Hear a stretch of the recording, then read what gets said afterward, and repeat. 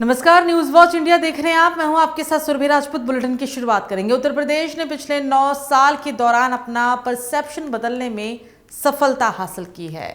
आपको बता दें कि पॉलिसी पैरालिसिस से उभरकर परसेप्शन को बदलकर अनलिमिटेड प्रोटेशनल स्टेट के रूप में खुद को प्रस्तुत किया। आज का बजट उन्हीं भाव का प्रतिनिधित्व करता है। 9 साल में 3 गुना से अधिक बजट बढ़ा है। 9,12,000 करोड़ रुपए से अधिक का ये बजट विधानमंडल में प्रस्तुत हुआ। ये सारी बातें मुख्यमंत्री योगी आदित्यनाथ के द्वारा कही गई है।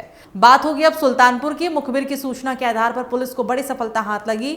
205 कछुओं के साथ 2 कछुआ तस्कर गिरफ्तार। बोरे और पिट्ठू बैग में भरकर तस्करी के प्रयास में थे दोनों आरोपी। गिरफ्तारी के बाद वन्य जीव संरक्षण अधिनियम के तहत पुलिस कार्रवाई में जुटी हुई है। देहात कोतवाली क्षेत्र के हनुमानगंज बाईपास के पास पकड़े गए हैं कछुए तस्कर। तो वहीं फतेहपुर में रेलवे स्टेशन पर किसानों का जोरदार प्रदर्शन देखने को मिला है। फतेहपुर में के फैजालपुर रेलवे स्टेशन पर उस वक्त छावनी में तब्दील हो गया जब सैकड़ों किसान अपनी मांगों को लेकर प्रदर्शन करने के लिए पहुंच गए।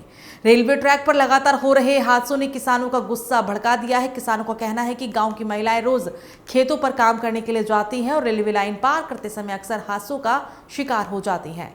बार बार शिकायत करने के बावजूद कोई ठोस इंतजाम नहीं किया गया, जिसको लेकर ग्रामीणों में काफी गुस्सा देखने को मिल रहा है। मैं अपने गांव वालों के साथ इसलिए यहाँ खड़ा हूँ और ये सब साथी इसलिए यहाँ इकट्ठा हुए हैं कि इनके सामने बहुत समस्या है रेलवे पुल की। तो ये लड़ाई 2021 चल रही है, अभी तक सफलता नहीं मिली है और बार बार घटनाएं घट रही हैं। हमारा जमालपुर गांव दक्षिण दिशा में है, बीच में फजुल्लापुर स्टेशन है, हमारे खेत उत्तर दिशा में हैं।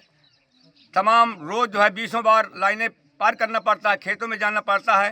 तमाम घटनाएं भी घटित हो चुकी हैं। अभी 29 जनवरी को 2 महिलाएं एक गाड़ी में लाइन पार करते कर चुकी, इसलिए कि वहां पुल बना हुआ है लेकिन कीचड़ है, दलदल, उसकी सफाई नहीं शासन द्वारा कराई गई थी। इसलिए 2 माताएं, 2 मेरी बहुरिया जो है उनको जान से हाथ धोना पड़ा। तो मैं अब जमालपुर के महिलाओं को नहीं खोना चाहता। तो वहीं 4 पहिया वाहन के ने बाइक सवार को मारी टक्कर। बाइक सवार युवक की हुई दर्दनाक मौत। किसी कार्यक्रम से वापस अपने गांव की ओर जा रहा था बाइक सवार। 4 पहिया वाहन ड्राइवर हुआ वाहन सहित फरार। सुबह की ये घटना बताई जा रही है। फतेहपुर जिला के कल्याणपुर थाना क्षेत्र के दुर्गा मंदिर के नजदीक की ये पूरी घटना है।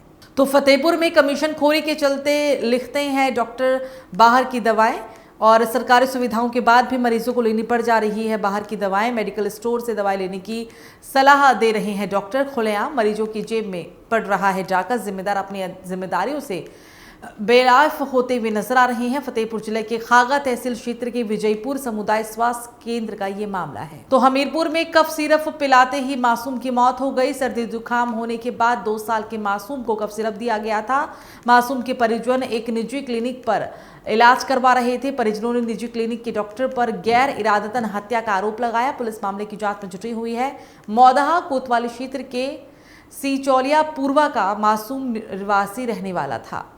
तो फरीदाबाद की उप तहसील गोची में पटवारी और उसके सहयोगी को 25,000 की रिश्वत लेते हुए विजिलेंस की टीम ने रंगे हाथों पकड़ लिया। आपको बता दें कि 25,000 में डील हुई थी। 5,000 पहले वो ले चुका था और पटवारी जितेंद्र और उसके सहयोगी विनोद को गिरफ्तार कर अपने साथ ले गई है विजिलेंस की टीम। तो रामपुर पुलिस के अनुसार अधिवक्ता फारूक जिला पंचायत कार्यालय में तैनात लिपिक असगर अली के कक्ष में गए थे। बताया जा रहा है कि फारूक की पत्नी भी उसी कार्यालय में कार्यरत है। कक्ष के भीतर किसी बात को लेकर दोनों के बीच कहासुनी हो गई, जो इतनी बढ़ गई कि असगर अली ने फारूक पर गोली चला दी। घायल अवस्था में अधिवक्ता फारूक को तुरंत अस्पताल ले जाया गया, जहां पर उसकी मौत हो गई। पुलिस ने त्वरित कार्रवाई करते हुए आरोपी लिपिक असगर अली को हिरासत में ले लिया है।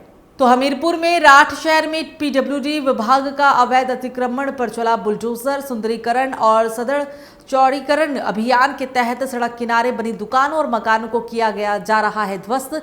दूसरे दिन भी प्रशासन की सख्त कार्रवाई लगातार जारी। कार्रवाई के दौरान मौके पर भारी पुलिस बल तैनात रहा। अभियान से अतिक्रमणकारियों में हड़कंप की स्थिति बनी हुई है। तो बदायूं सदर तहसील में किसी कार्य से आए व्यक्ति की संदिग्ध हालत में मौत हो गई। तहसील के अधिकारी और कर्मचारी अनफानन में लेकर पहुंचे जिला अस्पताल। बदायूं जिला अस्पताल के डॉक्टरों ने व्यक्ति को मृत घोषित किया। मृतक की पत्नी ने बताया कि तहसील में बोर्ड बनाने के लिए कागज जमा करने के लिए आए हुए थे। मृतक व्यक्ति के शव को पोस्टमार्टम के लिए भेज दिया गया है। बदायूं सदर कोतवाली क्षेत्र के सदर कोतवाली परिसर की ये घटना है। चलिए बात होगी अब देवभूमि उत्तराखंड की। उत्तराखंड के सहसपुर विधानसभा क्षेत्र में विकास को नई गति देने की दिशा में एक और अहम कदम उठाया गया है।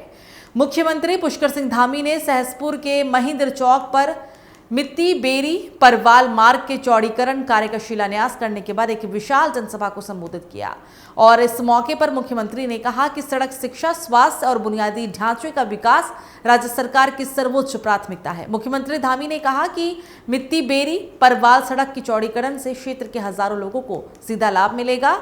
इससे न सिर्फ यातायात व्यवस्था सुगम होगी बल्कि स्थानीय व्यापार, पर्यटन और रोजगार के अवसरों को भी बढ़ावा मिलेगा।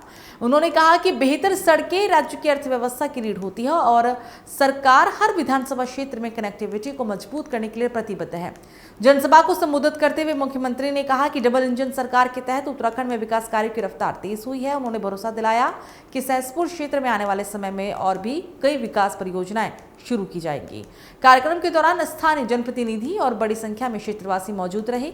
लोगों ने मुख्यमंत्री का गर्मजोशी से स्वागत किया और सड़क चौड़ीकरण परियोजना को क्षेत्र के लिए एक बड़ी सौगात भी बताया है। चले बात होगी अब रुड़की की। रुड़की के मंगलौर नगर पालिका क्षेत्र में विकास के दावों और धरातल की हकीकत के बीच एक बड़ी खाई नजर आ रही है, जहां एक तरफ नगर पालिका परिषद ने लाखों की लागत से वाटर कूलर लगवाए थे, तो वहीं आज गर्मी की आहट से पहले ही शोपीस बनकर ये रह गए हैं। जो नगर पालिका द्वारा फ्रिज लगाए गए थे वो सब घटिया क्वालिटी के हैं, हल्की क्वालिटी के हैं। उनकी कीमत जो है 16-18 हज़ार रुपये है और उनकी कीमत कागजों में जो है 64 हज़ार रुपये है। तो 64 हज़ार रुपये का एक फ्रिज खरीद रखा है। तो ऐसी जो जिसकी कीमत कागजों में 64 हज़ार दिखाई गई हो और खरीद उनकी 16-18 इतने करीब हो, तो ऐसे फ्रिज चलेंगे थोड़े ही। वो तो खाली 100 पीस है, 100 पीस तो लाए थे मैं चलाने के लिए, थोड़े लाए थे मैं।